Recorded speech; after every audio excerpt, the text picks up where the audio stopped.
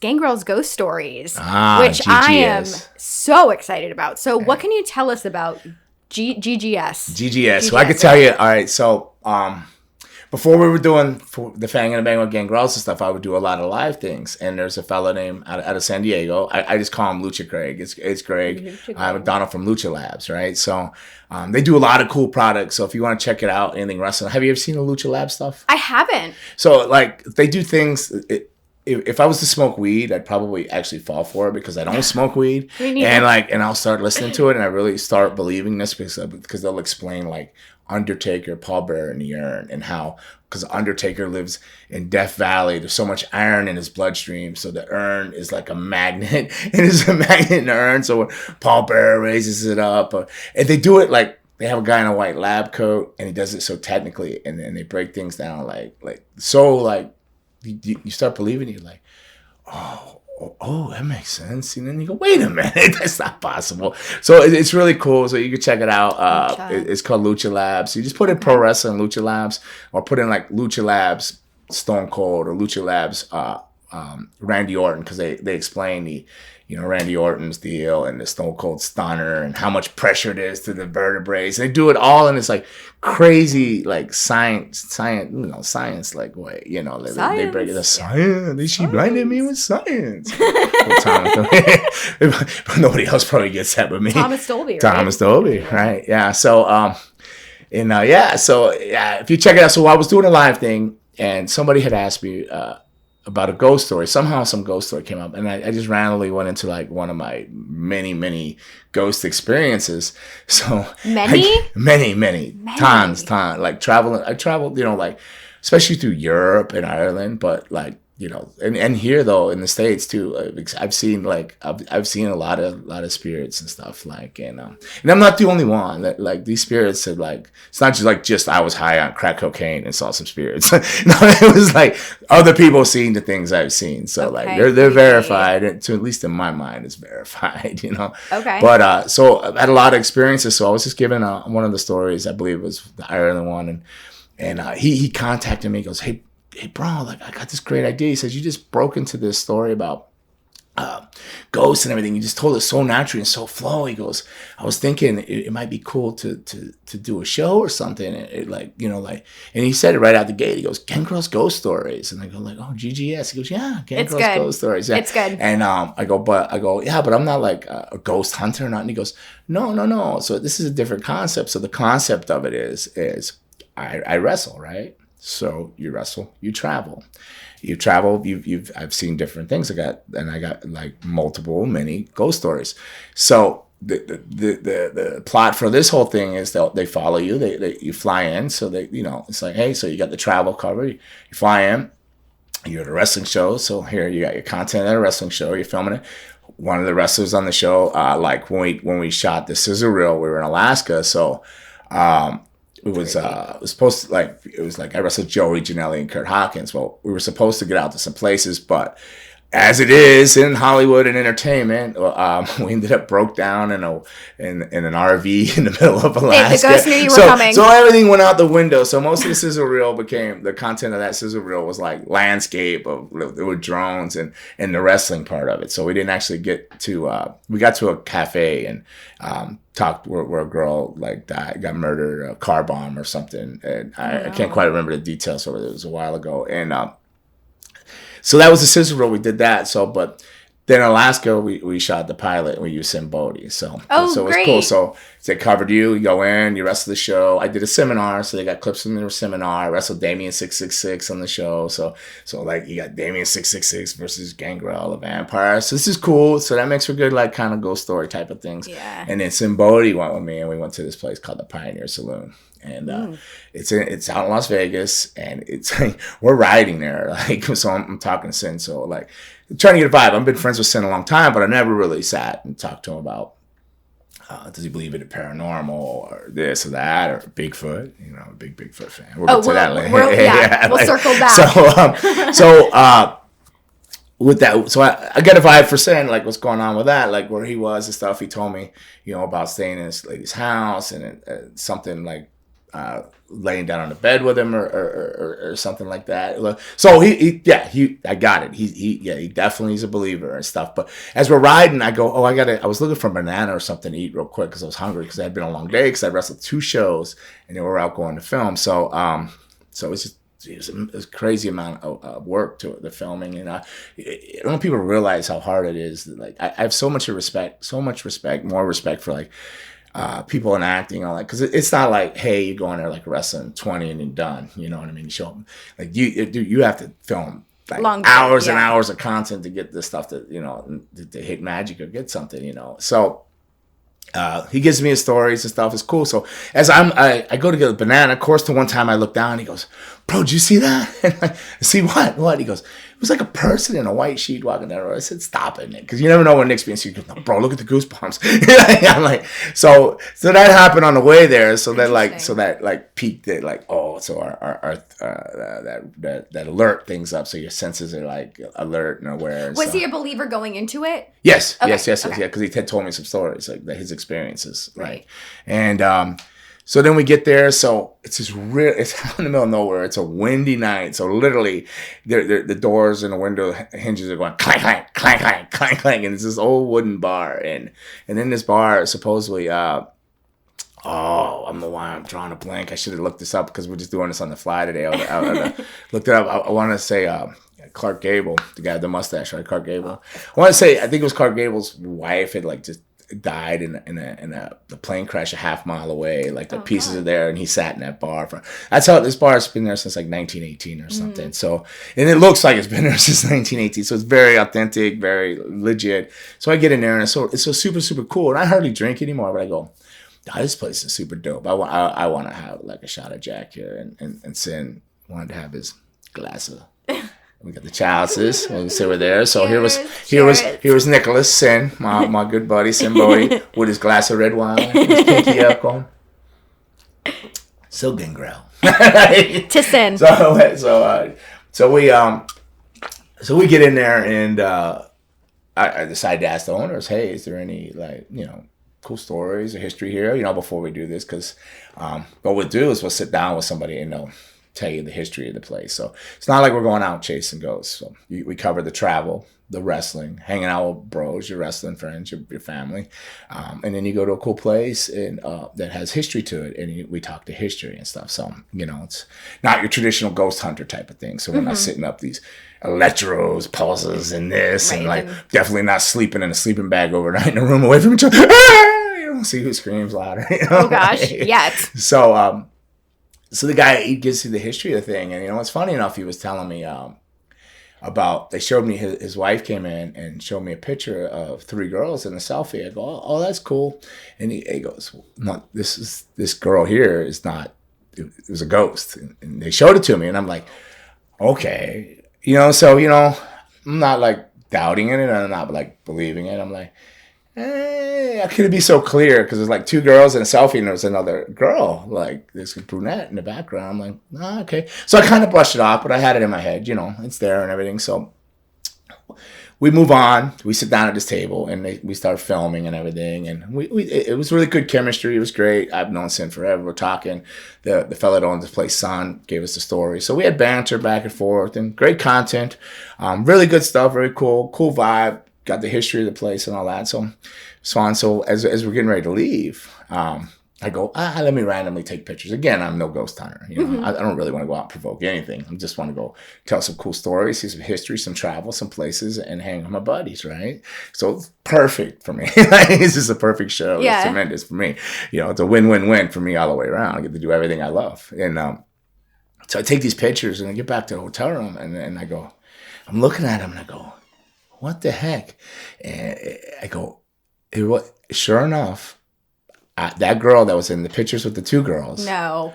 I have a picture of. So when they put this together, it's in production now and everything. You'll see it, and it is so creepy that I randomly caught that. What was your reaction to like? Well, because I've seen and had so many experiences, I wasn't like, I gotta go. So I go. Oh, I just was like, wow, that's cool. But I go like, So we were just like hanging, and it was there, So like the reality of it, going like, yeah, this place is like legit, and then to catch that on film, and when I showed them all, like I remember saying he got goosebumps again, and some of the guys, because it was like super legit. It was like, it's not imposed, and I'm not like making up things. You're not a Photoshop artist. No, I didn't. Raymond had to show me how to get my statistics on Instagram. I can't do any of that stuff.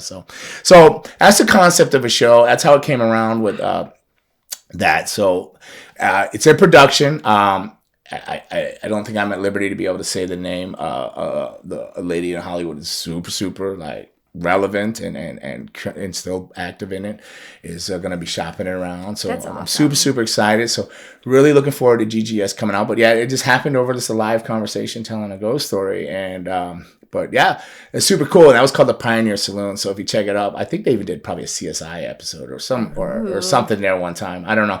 But yeah, it's a really, really cool concept, and I'm so looking forward to it. And what's your ultimate goal for GGS? Like, what would you like to see happen? Well, I don't want to say I'm gonna tell you what my ultimate fear of it is like it involves me wrestling. So if the show works and it's accepted and it becomes popular, I'm going like, wait a minute, I'm 52.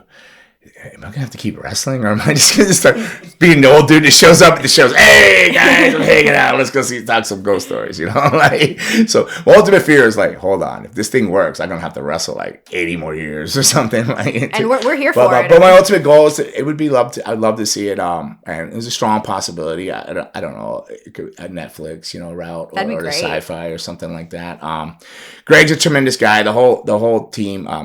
We got a research guy. I call him Tommy Bahama. And I got Danny California as a girl. She's doing all that, like the editing and stuff like that. And Anthony's a director, and he does movies and stuff.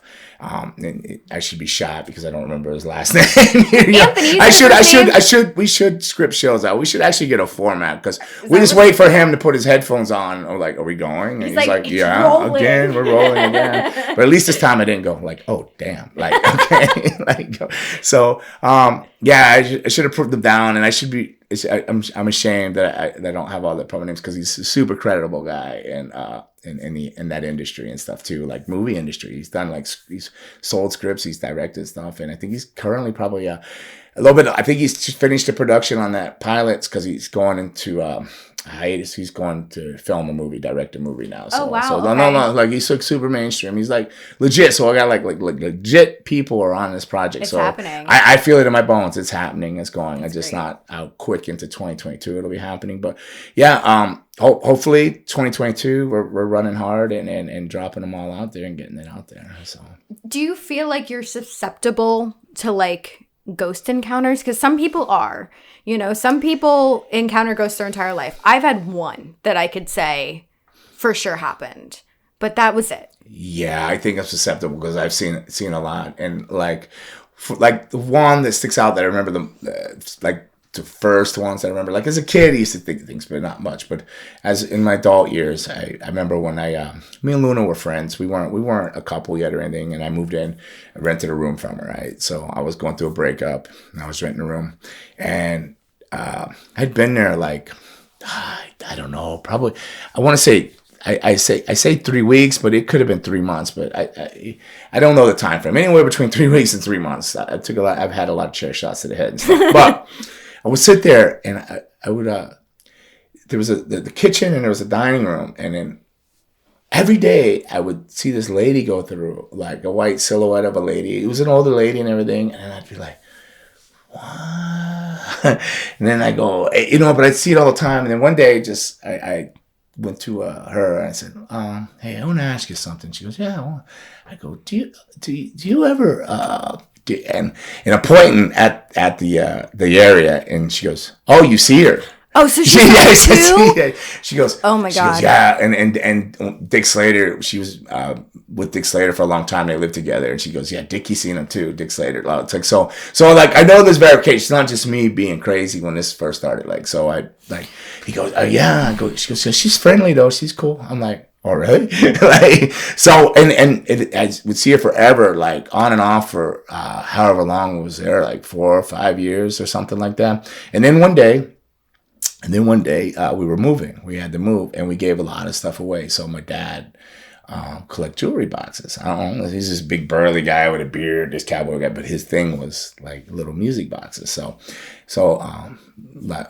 Luna said, "Hey, that'd be cool to just give it to your dad. You know, we're moving, whatever." And I said, "Okay, cool." So I gave it to him, and I didn't think anything of it, like, because we were there another couple months, and I hadn't seen the ghost or anything. I hadn't seen it, but I just didn't think anything of it because it was so common. You know, there's been some nights that I would sleep with my feet up off the bed after I seen it, because some nights just be a little bit more spooked for some reason or another. But it was never harmful. But so. Like, we gave the music box away. We gave a lot of things away. We were moving, preparing to move. We were moving to Tampa.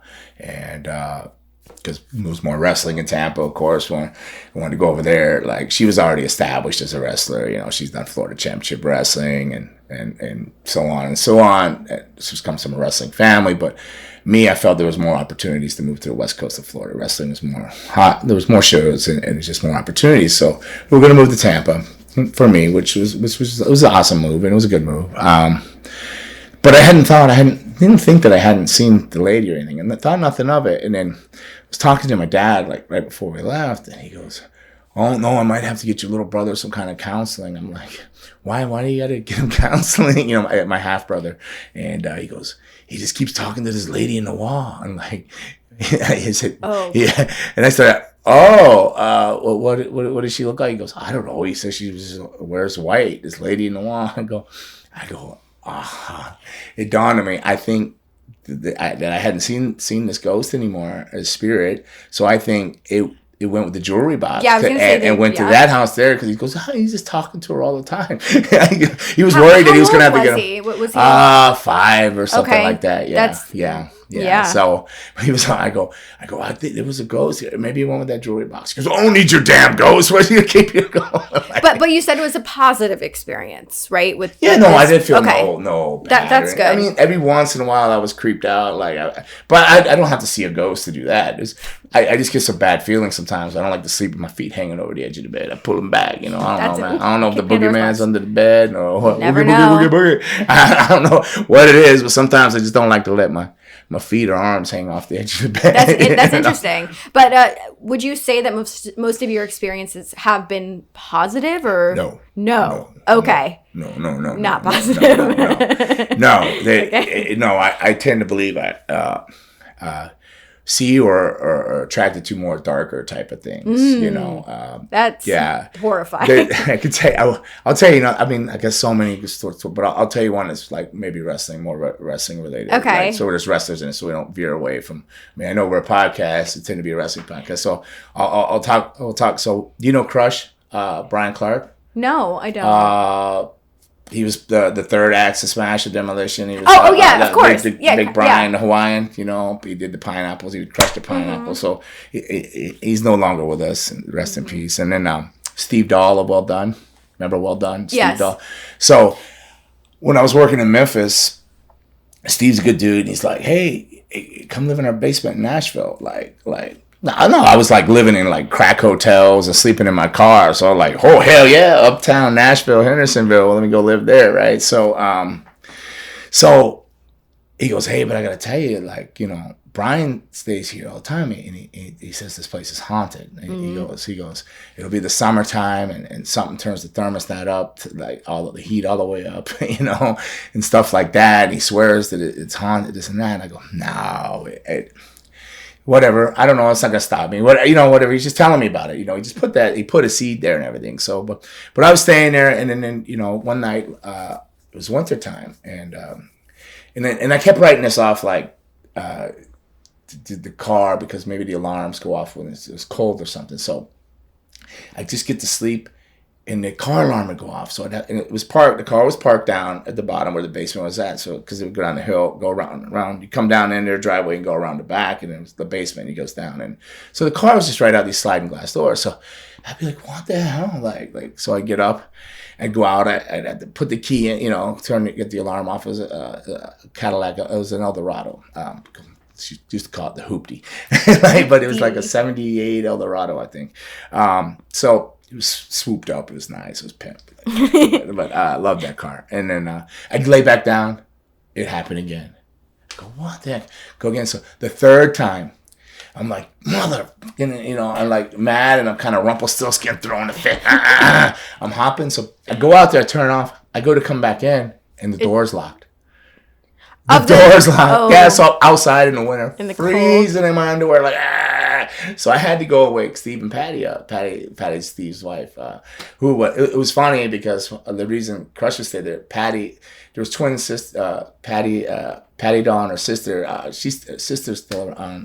Her son's trying to wrestle now, but they were married to wrestlers, right? So there was these twin like Asian girls married to like Steve and everything. Whatever. Long story short, they were married to sisters. That's why Brian would stay there. They were family.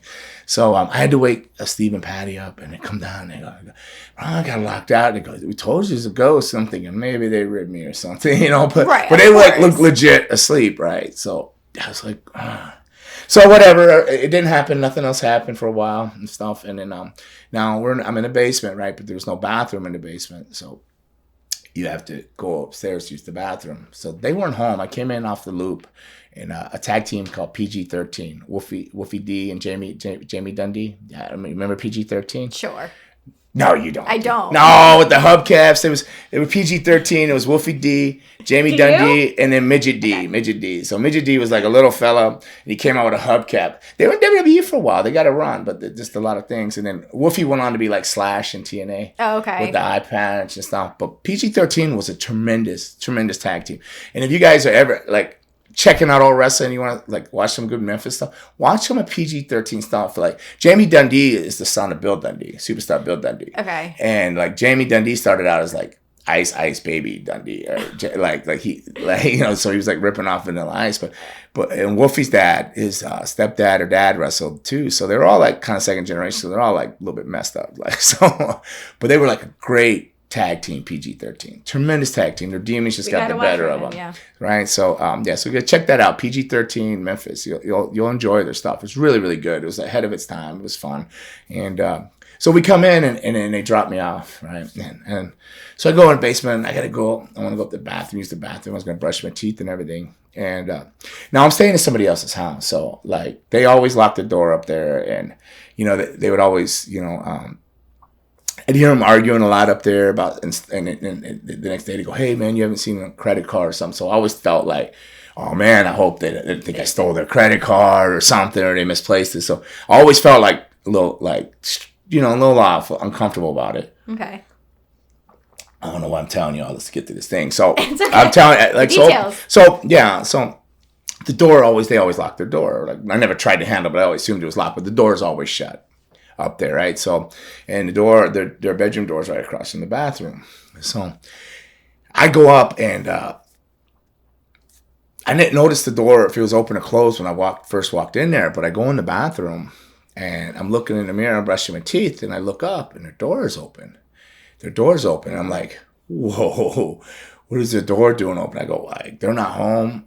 This is weird. And they had a crucifix on the wall. So I was just looking at the crucifix, but I was like flipped out that the door was open, because I felt like worried that they're gonna think, did I open the door or what? There's nobody home. When I came in, there's nobody home. The cards aren't there.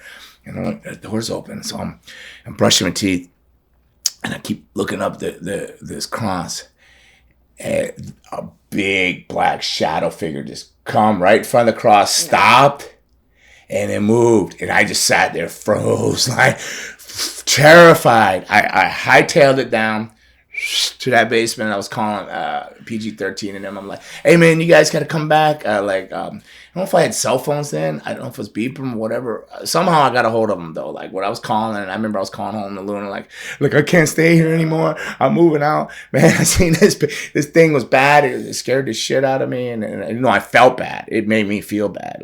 Like I felt scared. It intimidated me. Later through life, I've dealt with a lot of shadow figures and stuff. Like there's been later, but I left. I didn't stay there.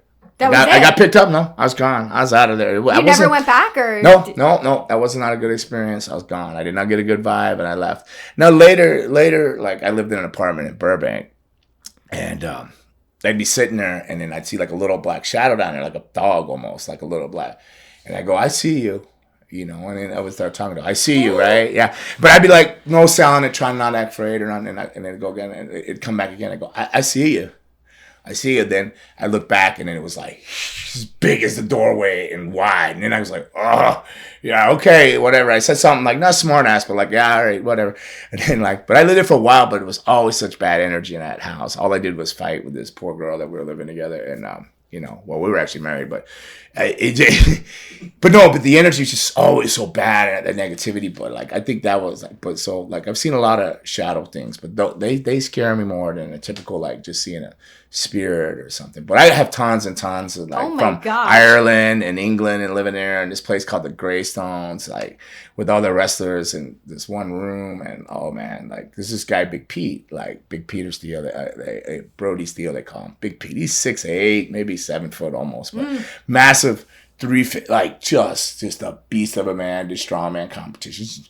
He's a little older, like me, not as quite as old as me, but just not just under me, like probably late 40s or maybe, I don't know. He's up there, but tremendous shape. He's like, and I would stay there and I would tell him how like this house was like. So it was called the Greystones in England, and it was it just looked like something out of a horror movie, I'd ride the whole trip with like Dean Allmark, and like I was working for All Star Promotions out there, and I'd ride with Dean and Letitia, the promoter's daughter, and Dean, he was married to her, he was a wrestler, and the whole trip I'd just be sleeping, and they'd pull in front of the house, and then I'd just start stalling. So what time are we going tomorrow? What are you guys gonna do tomorrow? And they go, do you not want to get out of the car? I go, no, I don't want to go in there. I said, the minute I walk through that gate, I feel like there's 1,000 eyes on me. Ooh. And I go all the way up the steps. I feel things. And then I said, but the room I'm in, I can't sleep.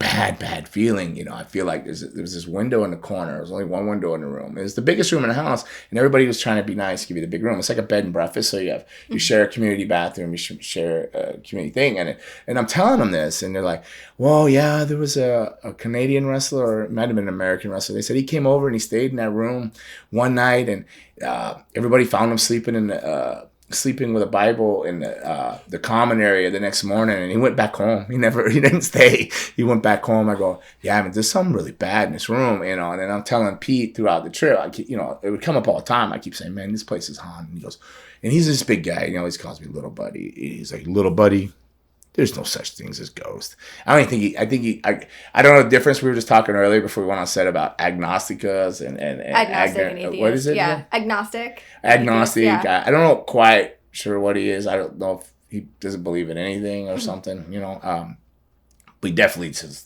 he doesn't believe in ghosts, spirits, or any of that crap. He goes, it's in your head, little buddy. You've done too many drugs. I'm like, no, big buddy, it's not in my head. This room is like bad. He's like, and I'm like, I said, I can't sleep. I swear to you something. And he goes, I'm leaving. I was going home soon. He goes, I'll take that room. I'm like, you can have that room, dude. Like it doesn't matter. I'm leaving anyways, but you want the room because it's the big room everybody wanted. It was like, the rooms are small over in the UK. So to get a rare big room was really good. You air your gear out, it had heaters, multiple heaters in it to dry your stuff. It had a sink in it, you had to share community areas, but in this room was big enough and it had a sink and everything. You could do things, but where that sink was where that window was. So I didn't want to hang out that sink. And nope. So he went in the room. I went home. He stayed longer. He would do longer little tours than me. He was Canadian, so he would tend to spend I would do 3 months, come home, and then come back, do 3 months. Sometimes he would stay through the slow part of that season and ride it out because it was winter to him, and it was just work, right? Where I would go home and I had kids and different things. So he'd stayed there. And when I come back on the next loop, by next season when I came in, he goes, I go, how was that room? He goes, well, little buddy, I'm not going to say I believe in ghosts, but he goes, I go, but what? He goes, man, I was in that bed, and he goes, I was laying there, and he said, something pulled the sheets off me, because he probably went in there and whatever probably knew that he probably talk shit, or they could feel that he didn't care. Yeah. Mm-hmm. He said something pulled the sheets off him, just pulled the sheets off him, and screamed in his face that his hair was blowing while he was laying there. His hair was blowing. Nope. He goes, but I'm not saying I believe in ghosts, but I'm saying there's something wrong with that room. I go, that room is haunted. It is in a bad way. He goes, well, look, buddy, you're on to something, but I don't know about ghosts. He still would never admit that. So what is it? You know, yeah, he said evil. So now he believes in evil. So I think we got to that point that he believes in evil. I mean, do we need to get some sage for this room? Are we okay this one in here? No, good. This is a good vibe. We feel I've not good. felt anything uneasy. Okay. Except for Raymond when he always wants to bring up Undertaker all the time. No. Are we talking about Undertaker today? No, Soon, Raymond.